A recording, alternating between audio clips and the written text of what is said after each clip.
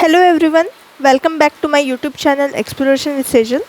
So today we are going to see the differential calculus, and under differential calculus we have gradient, divergence and the curl.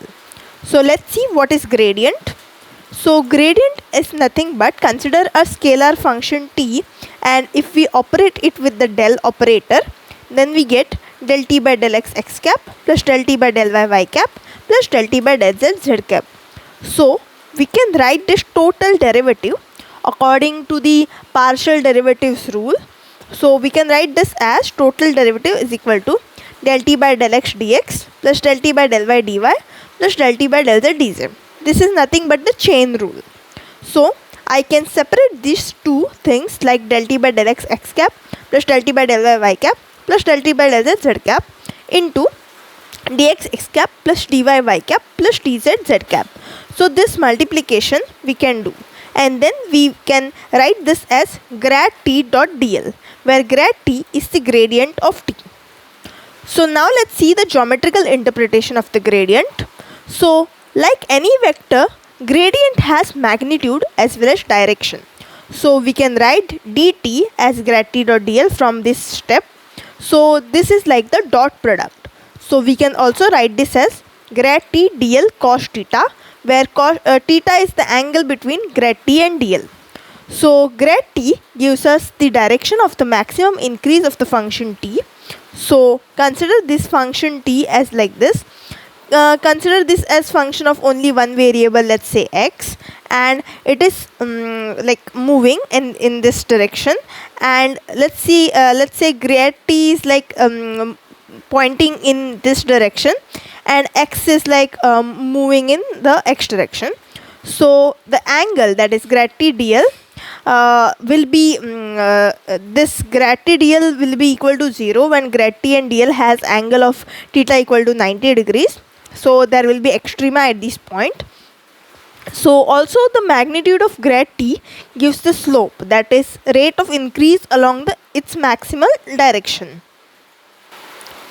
Now let's consider an example of gradient. So we have to calculate the gradient of r equal to root of x square plus y square plus z square. So take this grad t, grad r, del r by del x x cap plus del r by del y y cap plus del r by del z z cap. So you have to take we know derivative of a root function will be 1 by 2 root that and into the derivative of its individual function. So we will take x square's derivative is 2x x cap, and then we operate along every component. So it is like this denominator will always come, and 2y y cap plus 2z z cap. So we can separate this denominator outside, and we can write this as x cap plus y cap plus z cap. This is nothing but the r vector. So we can write this as r vector r divided by magnitude of r.